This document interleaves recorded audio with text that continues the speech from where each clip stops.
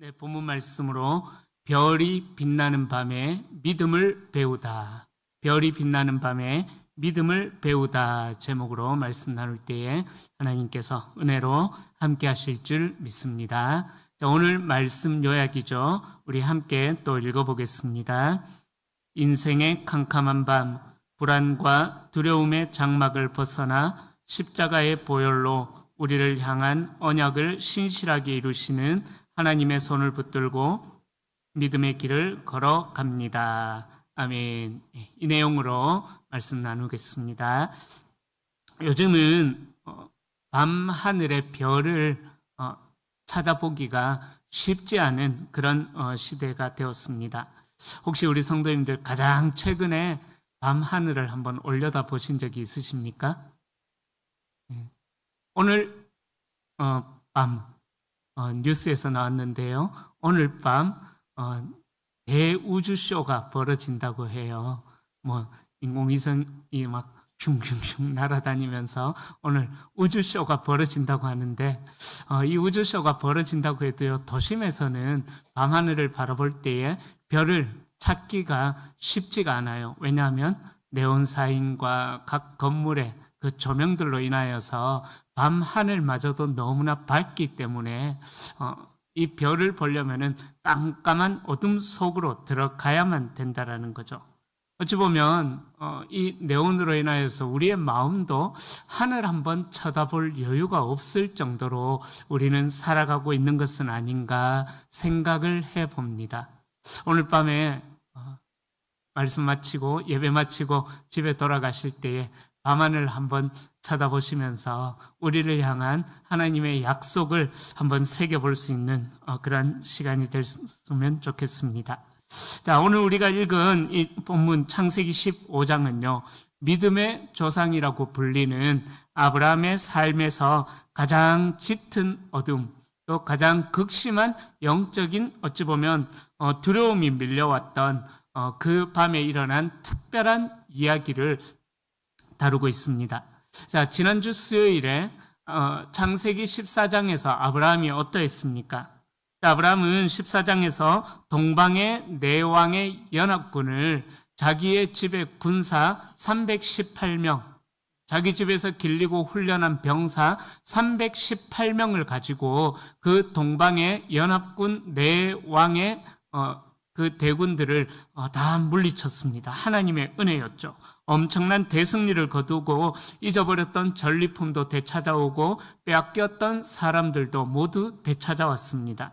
대승리를 거두고 돌아왔지만 그러나 전쟁의 승리 후에 밀려오는 공허함과 보복에 대한 또 공격에 대한 두려움이 아브라함에게 찾아왔습니다. 그리고 자기에게는 자녀가 없다라는 현실 속에서 밀려오는 공허함도 또 있었을 것입니다.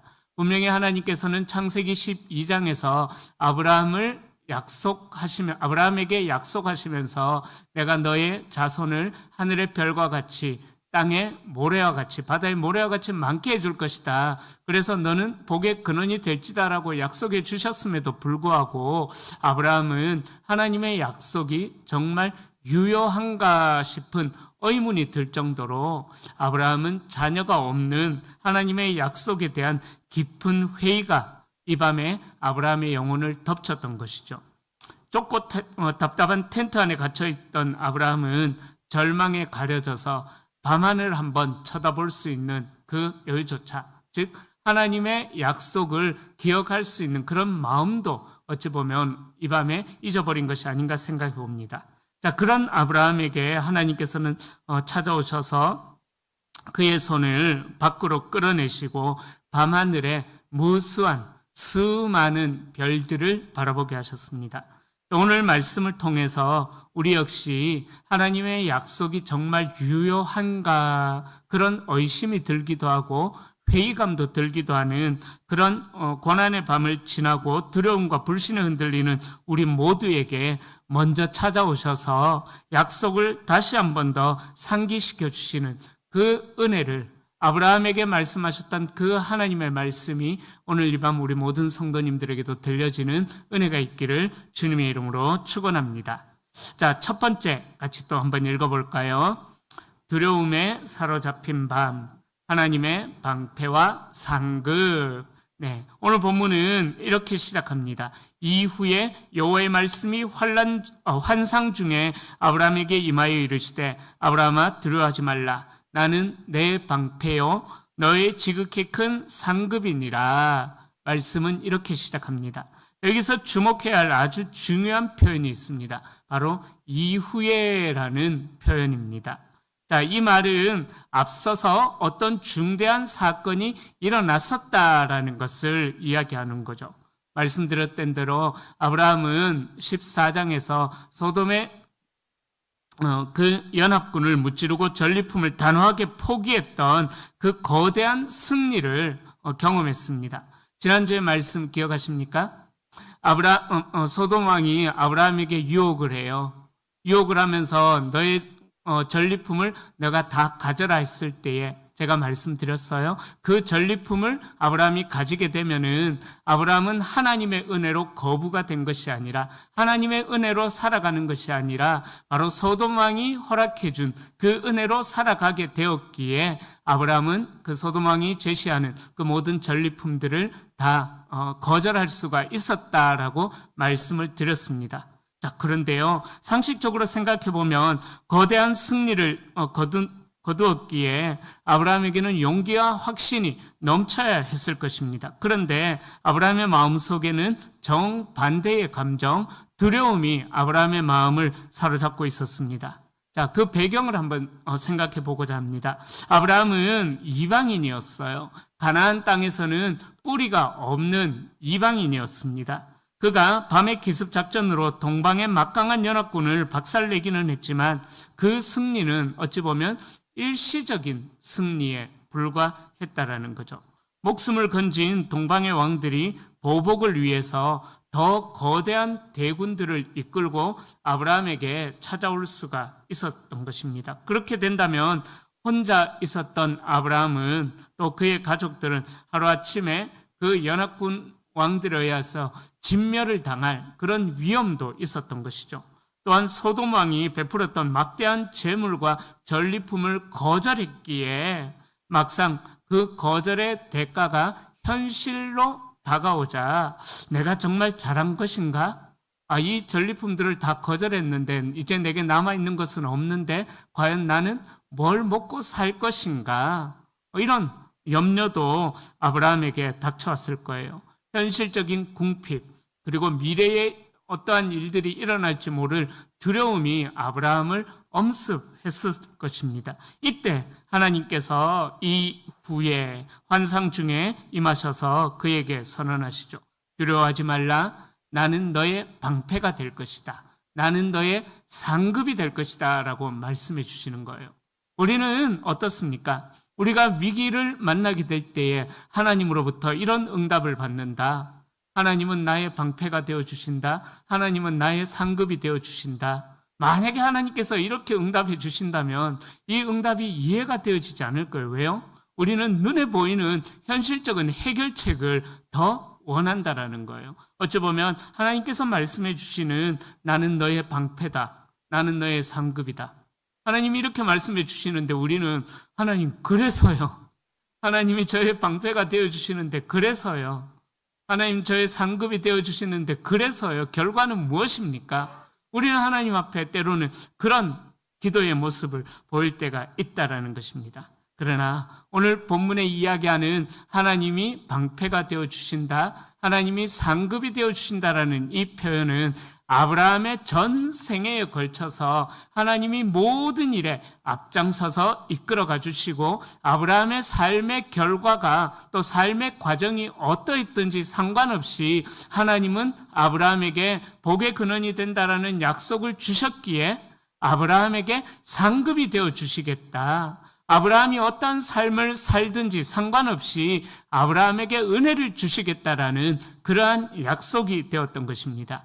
나중에 창세기 16장쯤에 가서 살펴볼 건데요. 창세기 16장에 보시면은 16장 16절과 17장 1절 사이에는요, 아브라함이 하나님과의 교제 시간이 무려 13년이나 끊어진 그런 단절의 기간이 나옵니다. 그 이유가 뭐였냐 하면은 아브라함이 하나님의 약속을 신뢰하지 못하고 아내의 여종이었던 하갈을 통해서 후사를 이어가려고 하는 그러한 인간적인 계획을 시도했었습니다.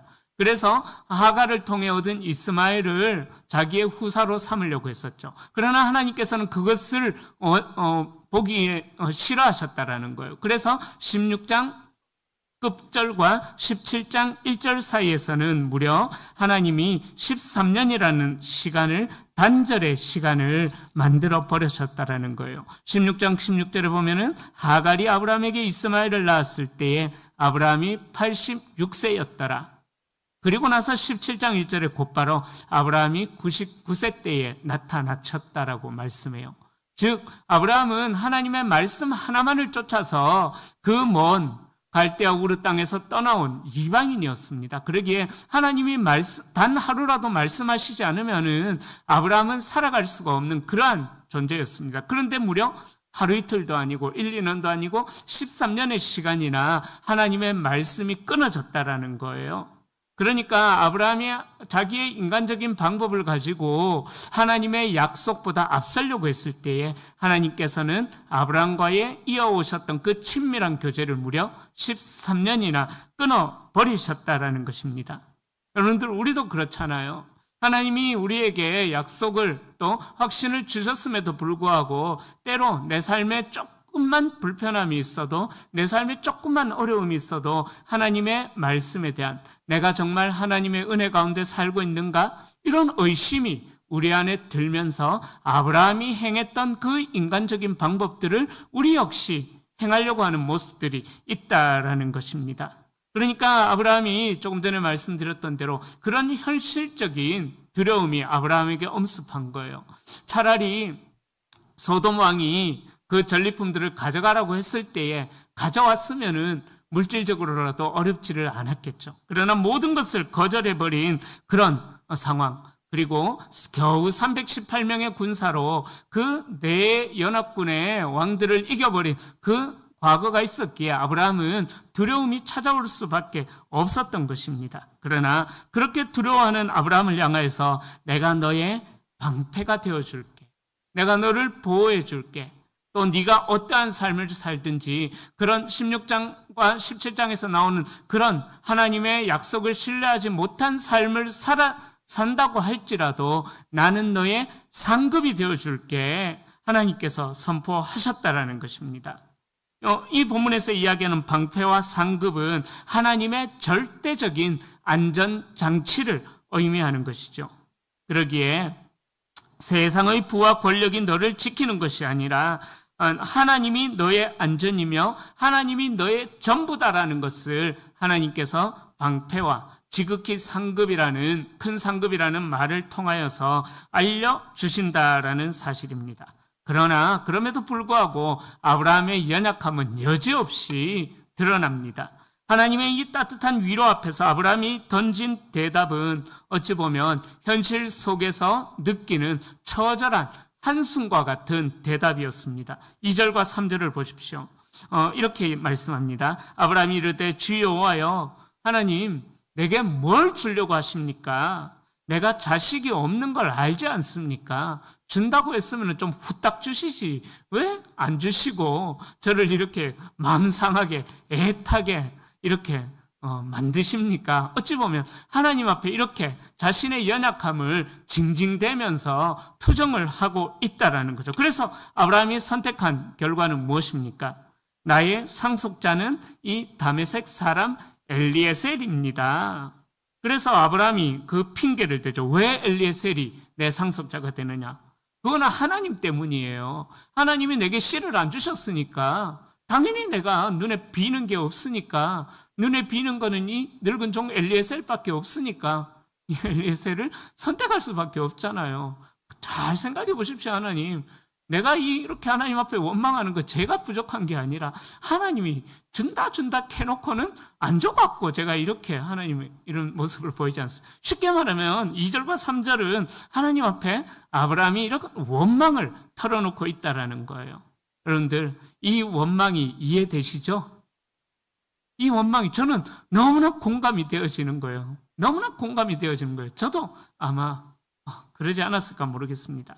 자, 그런데 이 아브라함의 이 반응은요, 고대 근동의 배경을 이해하면은요, 그 절박함이 더 다가온다라는 거예요. 자, 당시 고대 근동의 법률에 따르면 자식이 없는 부모는요, 자신이 신뢰하는 집안의 종 중에서 가장 수석이라고 할까요? 가장 으뜸되는 종을 양자로 삼아서 자신의 가문과 자신의 재산을 상속할 수 있는 그런 제도적인 관습이 고대 근동의 법률에 있었습니다. 그런데 아브라함에게 지금 당장 필요한 것은 눈앞의 방패가 필요한 게 아니에요. 그죠? 말씀드렸던 대로. 시급한 현실적인 문제가 아브라함에게 더 큰 문제였던 것이죠. 바로 자녀의 부재라는 현실적인 문제였습니다. 하나님은 내가 너의 상급이다라고 말씀하시지만은 아브라함의 눈에는 자식이 없어서 이 모든 약속이 결국 인간적인 이야기를 하자면요, 하나님, 내가 이렇게 애써서 모아놨는데, 내가 이렇게 애써서 모아놓은 게 결국 종놈에게 다 물려주고 우리 가문은 그냥 사라지는 것 아닙니까? 쉽게 말하면은 아브라함이 하나님 앞에 이런 원망을 올리고 있다라는 거죠. 그러기에 방패가 뭔 소용이고 지극히 큰 상급이 지금 내 이 현실에서 뭔 소용이 있습니까? 그렇다라는 거죠. 이 장면이 오늘 우리의 모습과 너무나도 많이 닮아 있습니다. 우리는 하나님이 우리의 상급이다. 나의 하나님, 나의 하나님. 그는 나의 산성이라. 하여튼 그렇게 막 찬양하잖아요. 그 찬양에 보면은 산성이요, 바위시요, 요새시요, 하여튼 온갖 수식어가 다 나오잖아요. 그죠? 그런 찬양을 부를 때 우리가 정말 하나님을 신뢰하는 것 같아요. 그러나 그렇게 고백하지만 막상 삶의 현장으로 돌아가면은 우리에게 보여지는 게 뭐예요? 당장 눈앞에 보여지는 경제의 어려움들, 또 자녀의 미래들, 벼랑 끝에 선 듯한 현실의 벽 앞에 부딪히면서 우리는 아브라함처럼 따져 묻게 된다라는 거죠. 하나님이 나의 산성이다라고 고백하지만은 그러나 실상 우리의 삶에서는 정말 하나님을 산성으로 고백하고 있느냐? 이것이 문제다라는 거죠. 그래서 구약학자 월터 브루그만은요, 아브라함의 이 탄식을 두고 이렇게 해석합니다. 하나님과 인간 사이에 벌어지는 가장 정직하고 날 것 그대로의 신앙적인 대면이다. 날 것 그대로, 생짜배기 그대로 신앙적인 대면을 아브라함이 하고 있다라고 해석합니다. 여러분들, 신앙이라는 것은요, 포장된 미소로 아픔을 감추는 것이 아닙니다. 내 삶에 어려움이 있을 때에 나는 문제없다라고 그렇게 그냥 무식한 신념이 우리의 신앙이 되어서는 안 됩니다. 때로는 그 아픔을 감추는 것이 아니라 하나님 앞에 내 안의 두려움과 결핍을 가감없이 내어 아뢰는 것, 하나님 앞에 고백하는 것, 거기서부터 우리의 신앙이, 또 우리의 연약함을 하나님 앞에 고백하는 것에서부터 우리의 신앙이 시작이 되어집니다. 그래서 하나님은 아브라함의 불평과 원망과 탄식을 책망하지 않으셔요. 자, 그렇다면 아브라함의 이 탄식과 불안을 마주하신 하나님은 어떻게 반응하십니까? 오히려 아브라함을 책망하시는 것이 아니라 그 깊은 불신의 상황 가운데 있는 아브라함에게 찾아가셔서 아브라함의 손을 친히 이끌어내십니다. 그래서 두 번째 한번 읽어봅니다. 밤하늘의 별을 향한 시선, 믿음을 의롭다 여기신 은혜. 하나님은 책망하는 대신에 아브라함의 손을 이끌고 장막 밖으로 그를 데리고 나가십니다. 여러분들 4절과 5절의 장면을 내가 주인공이다 생각하고, 내가 아브라함이다라고 생각하고 제가 읽어드릴 테니까 같이 읽읍시다. 같이 읽을게요.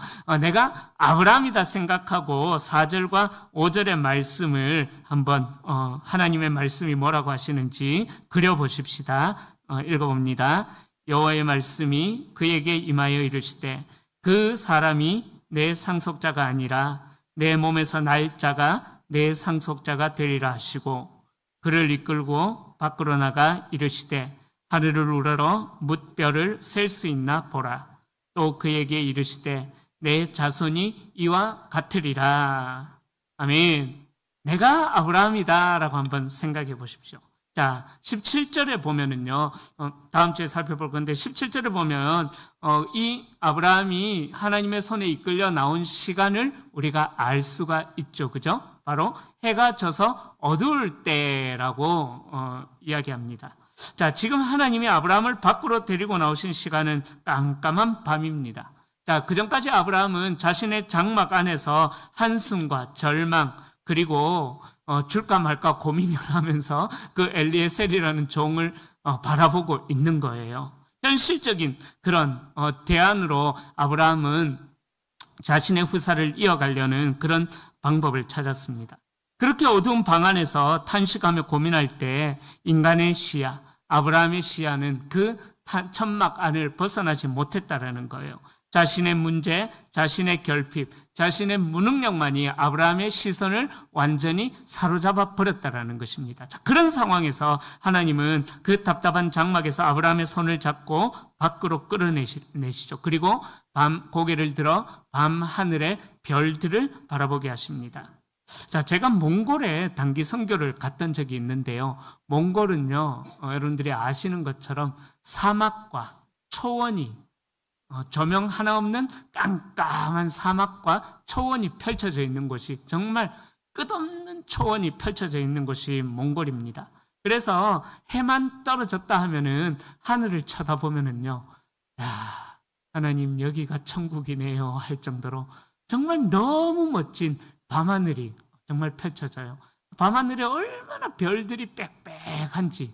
제가 한번 단기 선교를 갔다 온 그런 지역은 주로 이제 방글라데시 밀림소, 또 인도의 그 찜통 더위서 그런 쪽으로 많이 가봤었기 때문에 다시는 경험하고 싶지 않은 그런 단기 선교 지역이었는데, 몽골은요 다시 한번 더 가보고 싶어요. 그 밤하늘이 보고 싶어서. 밤하늘이 정말 너무 아름다워요. 자, 그런데 그렇게 감탄밖에 안 나올 정도로 엄청난 별들이, 정말 쏟아질 듯한 별들이 밤하늘에 펼쳐져 있는데, 당시 아브라함이 서 있었던 메소포타미아와 가나안의 밤하늘, 더더욱 압도적이었을 거죠. 오늘날의 도시 불빛에 가려진 하늘과 비교할 수 없을 정도였을 것입니다. 대기오염이 전혀 없었던 고대 근동의 광활한 광야, 밤하늘에 쏟아지는 수백만 개의 별들은 마치 거대한 다이아몬드 가루를 뿌려놓은 것처럼 너무나도 휘황찬란했을 것입니다. 하나님은 그 광활한 우주의 대서사시 속으로 아브라함을 데리고 가셨다라는 거예요. 그리고 말씀하시죠. 너의 자손이 별들과 같으리라. 너의 자손이 별들과 같으리라. 눈앞의 현실에는 자식이 없어서 절망하고 있지만 하나님은 아브라함의 시선을 그 장막 안에서 거두어 내셔서 밤하늘에 무한한 은혜로 아브라함의 시선을 돌려놓으십니다. 하나님은 이 압도적인 계시 앞에서, 하나님의 이 압도적인 계시 앞에서 아브라함의 내면은 어떻게 되었을까요? 저는 아마 이렇게 생각했을 것 같아요. 하나님, 떡을 하십니까? 지난번에 준다고 해놓고는 왜 떡을 하시냐고, 약 올리시는 거 아니냐고. 저는 아마 그랬을 것 같은데요. 아브라함은 전혀 다른 믿음의 반응을 보이고 있습니다. 6절 이렇게 말씀합니다. 함께 읽어보겠습니다. 아브라함이 여호와를 믿으니 여호와를 그의 의로 여기신지라. 그죠? 아브라함은 하나님 왜 또 약 올리십니까? 라는 반응을 보이지 않고 하나님의 말씀을 그대로 받아들이고 하나님을 그대로 믿었대요. 그리고 이를 그의 의로 여기셨다라고 말씀합니다. 자, 이 6절 말씀이 성경 전체를 관통하는 복음의 핵심이에요. 사도 바울은 로마서 4장과 갈라디아 3장에서도 바로 이 창세기 15장 6절을 인용하여서 기독교 구원론의 뼈대인 이신칭이 믿음으로 말미암아 의롭게 된다라는 그런 교리를 세웠던 것입니다. 믿음으로 의롭다 하심을 받는다는 진리의 근거로 삼았던 것입니다. 자, 여기서 아브라함이 하나님을 믿었다라는 이 말은요, 단순히 하나님 그런 일이 일어날 줄 믿습니다, 포기 상태에서 이야기하는 그런 소극적인 동의가 아닙니다. 이브리 원어에서 믿었다라는 이 단어, 아만이라는 단어를 사용하는데요. 이 아만이라는 단어는 기둥의 건물이 하중을 견뎌내는 것처럼 하나님의 불가능해 보이는 약속에 자신의 전 존재를 걸고 완전히 기대어 의탁했다. 그런 뜻인 것입니다. 그러니까 기둥이 그 거대한 건물을 바치고 있는 것처럼 아브라함은 하나님 앞에 자신의 전 존재를 의지했다라는 그런 의미인 것입니다. 자, 이 말씀이 주어질 때 아브라함의 나이는 대략적으로 86세. 이제 16장에 나오죠. 그죠? 86세로 보고 있습니다. 또 역시 아내의 사레의 나이도 이제 85세였기에 임신할 수 없는 그러한 몸이었습니다. 도저히 믿을 수 없는 현실이었지만 아브라함은 그 모든 불가능을 뚫고 말씀하시는 하나님의 신실하심 그 자체를 소망으로 삼았다라는 것을 6절 말씀을 통해서 우리에게 알려주고 있습니다.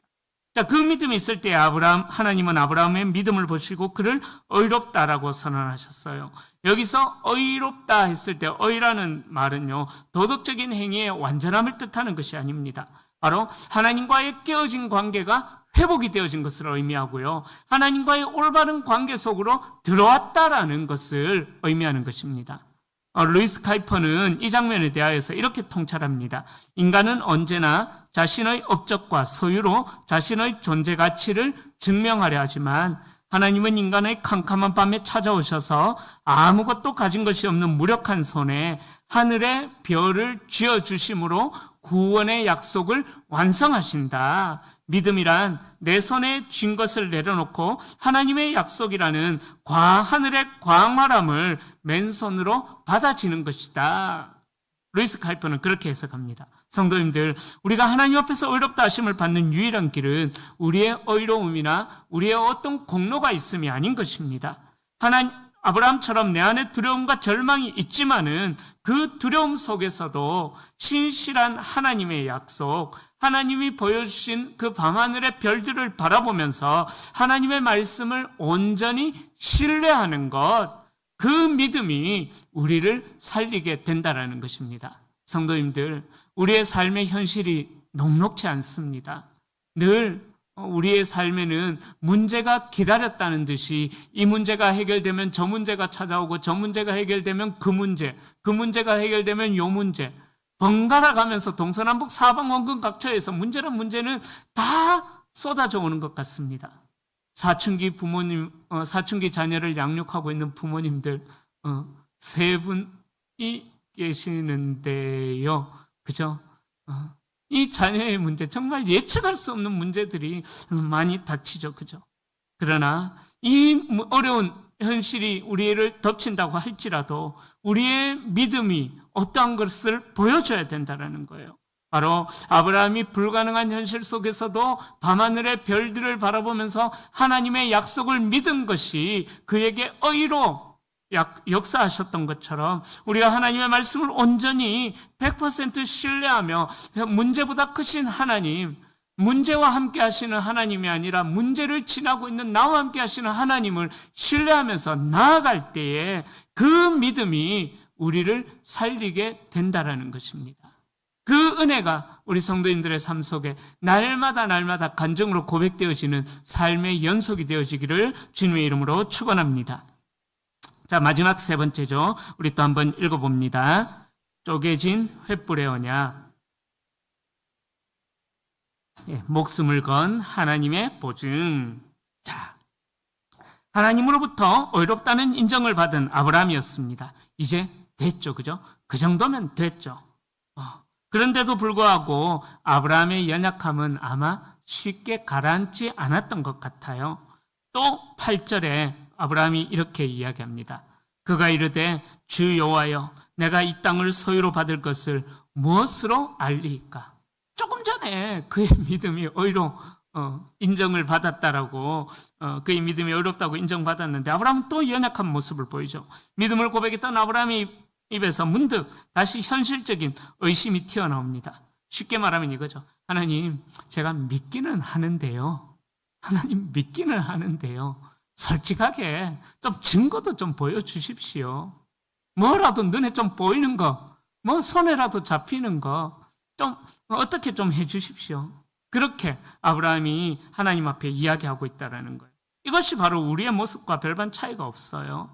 은혜를 받았습니다. 은혜의 체험을 했습니다. 그런데도 불구하고 눈앞에 어려움만 닥치면은 그 현실의 거친 파도 앞에만 서면은 또다시 불안해지고 하나님을 향한 믿음의 확신이 흔들리는 것이 이 아브라함의 모습이 우리의 모습과 차이가 있다라고 이야기할 수는 없을 것 같아요.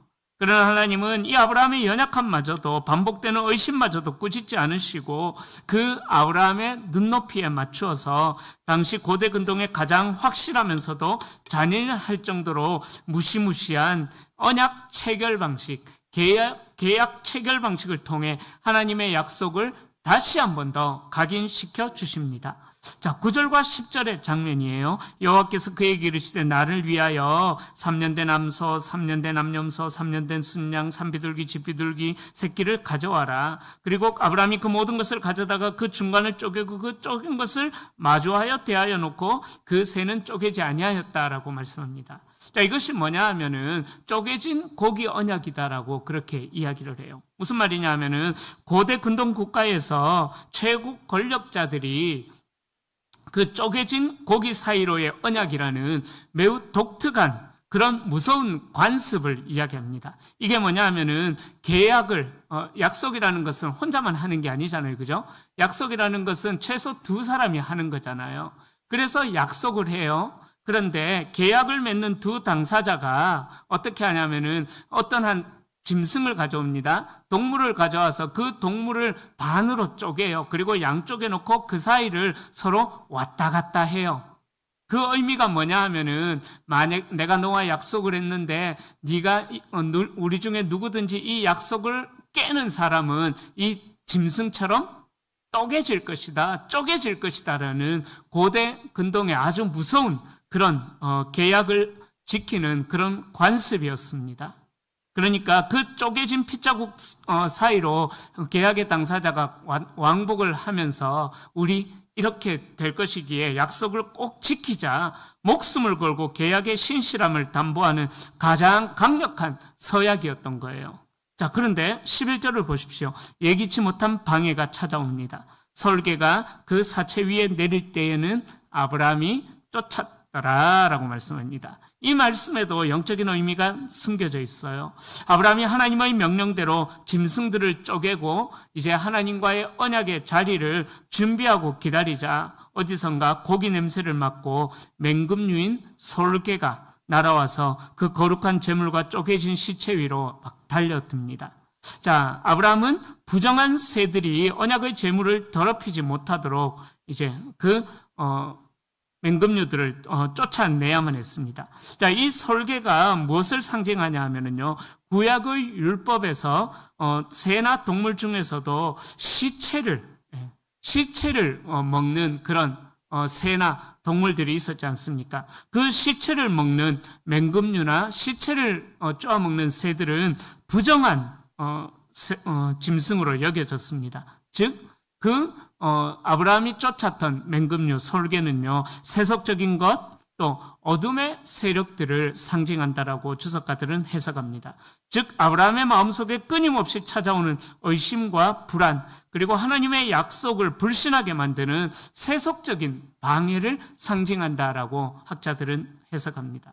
자, 우리가 하나님의 약속을 붙들고 믿음으로 살아가려고 하지만은 우리의 결단 위에는 언제나 이 부정한 설계 같은 잡념들 또 세상의 두려움들이 날아들어서 우리의 은혜를 쪼아먹고 빼앗아가려고 합니다. 세상의 염려나 미래에 대한 공포, 정말 하나님이 너를 도와주실까라는 그런 의심의 속삭임이 우리의 영혼을 무너뜨리고 달려든다라는 거죠.